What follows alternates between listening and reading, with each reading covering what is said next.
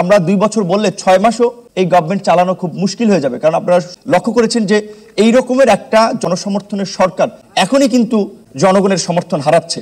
দ্রব্যমূল্যের ঊর্ধ্বগতি আমরা দেখতে পাচ্ছি, দাম কমছে না। জ্বালানি ক্রাইসিস আমরা লক্ষ্য করছি, আরো সামনে সংকট বাড়তে পারে। বিদেশি যেমন একদিকে আমরা সহযোগিতা পাচ্ছি, আবার ঋণের তো একটা বিষয় আছে। কাজে সেই জায়গা থেকে সরকার যদি রাজনৈতিক দলগুলোর সমন্বয়ে একটা ইনক্লুসিভ গভর্নমেন্ট না করে, তাহলে এই গভর্নমেন্টও বিপদে পড়বে। আর এই গভর্নমেন্টের বিপর্যয় মানে আমাদের পুরো জাতির বিপর্যয়। সেই জায়গা থেকে আমরা বলছি, যেটা আমাদের হেড অফ দ্য গভর্নমেন্ট যেটা বলেছে, যে আপনারা অন্তত মাসে একটা চিঠি লিখবেন।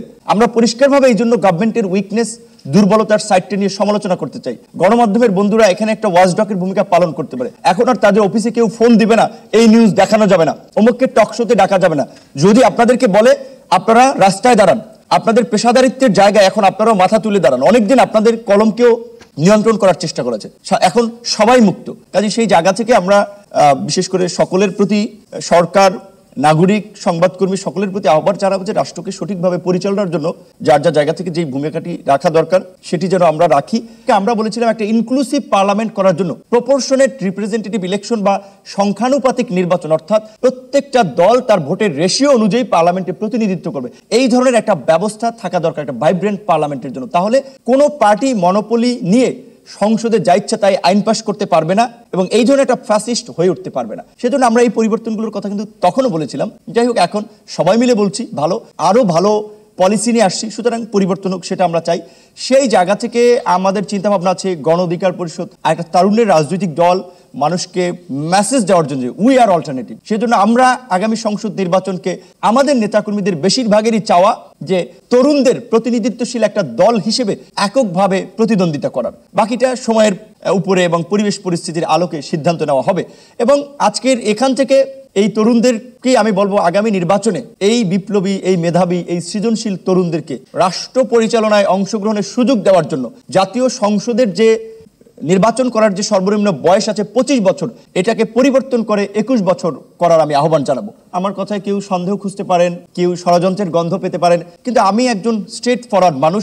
আমি ডিজিএফআইকে, র্যাবকে অনুরোধ করবো আমার সাথে যে তাদের ইন্টারোগেশন ছিল সেটাকে আপনার ডিসক্লোজ করার জন্য। তাদের কাছে এগুলো ভিডিও থাকে। সো আমি কি বলেছিলাম, মৃত্যুর মুখে দাঁড়িয়েও কালো জম টুপি পরেও মানুষ দেখুক, বিন্দুমাত্র ভয় পায় না। আমাদেরকে যখন জিজ্ঞাসাবাদ করা হয়েছিল, আপনি বলেন আপনার সাথে কিভাবে এই আন্দোলনের সম্পৃক্ততা, আপনারা কি চেয়েছিলেন, পরিষ্কারভাবেই বলেছি যে গত 15 বছর মানুষের উপরে যেভাবে অত্যাচার, নির্যাতন, নিপীড়ন চলেছে, একটা স্বাধীন সার্বভৌম রাষ্ট্রকে আরেকটি দেশের একটা পুতুল রাষ্ট্রে পরিণত করেছে। আমরা চেয়েছি যে এই সরকারের পতন, এবং আমরা অভিজ্ঞতার আলোকে মনে করেছি কোটা সংস্কার আন্দোলন একটা সার্বজনীন আন্দোলন, যেখানে সব মত পথের শিক্ষার্থীদের প্রতিক্রিয়া থাকে, অংশগ্রহণ থাকে।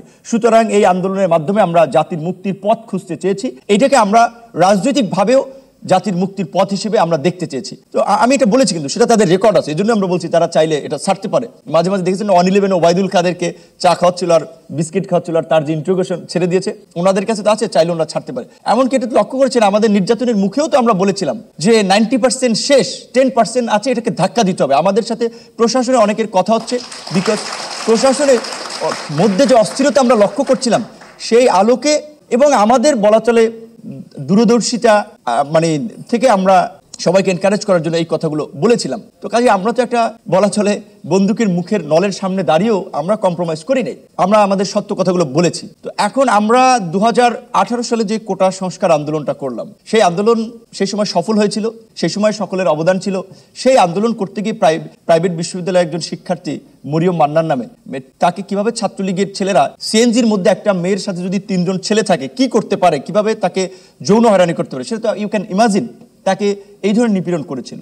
আমাদের লুৎফর নাহান লুমা নামে, তুমি এখন সার্চ দেন সমস্ত নিউজ পাবেন, ইডেন কলেজের শিক্ষার্থী কিভাবে লাঞ্ছিত করেছিল, গ্রেপ্তারও করেছিল। এরকম আরো অনেক শিক্ষার্থীকে, নারী শিক্ষার্থীকে সে সময় লাঞ্ছিত হয়েছিল। আমরা তো 2018 সালের 30 জুলাই লাইব্রেরির সামনে আমি কিভাবে আমার সহকর্মীরা শাহবাগ শহীদরা নিপীড়িত হয়েছিল, সেগুলো এখনো ডকুমেন্ট আছে, আপনারা ইউ ক্যান গো থ্রো।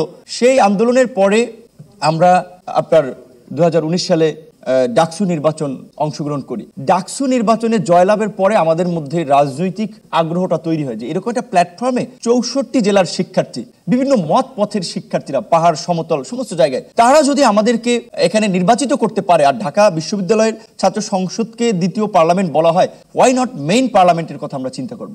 দেন আমরা কিন্তু রাজনৈতিকভাবে তখন আমরা চিন্তা করি, কোটা রাষ্ট্রের একটা জায়গার সংস্কার ছিল, এখন আমরা রাষ্ট্র ব্যবস্থার সংস্কার চাই। যে কারণে কিন্তু 2019 সালের ছাত্র আন্দোলন থেকে যারা একটু সিনিয়র ছিল, ছাত্র তো শেষ হয়ে গিয়েছিল, তাদের নিয়ে আমরা যুব সংগঠন, শ্রমিক সংগঠন, পেশাজীবী সংগঠন ডেভেলপ করে ফাইনালি 2021 সালে আমরা রাজনৈতিক দল হিসেবে আত্মপ্রকাশ করি। আমাদের দলের সেই আত্মপ্রকাশের ঘোষণা কিংবা সেই সময় একটা 21 দফা কর্মসূচি ছিল, হয়তো অতটা সে সময় আলোচিত হয় নাই, কিন্তু আজকে যে আলোচনা হচ্ছে রাষ্ট্র সংস্কার, রাজনীতিতে গুণগত পরিবর্তন, আমরা আমাদের ঘোষণাপত্রে বলেছিলাম কিন্তু বিদ্যমান দ্বিদলীয় রাজনীতির বাইরে একটা গুণগত পরিবর্তন দরকার।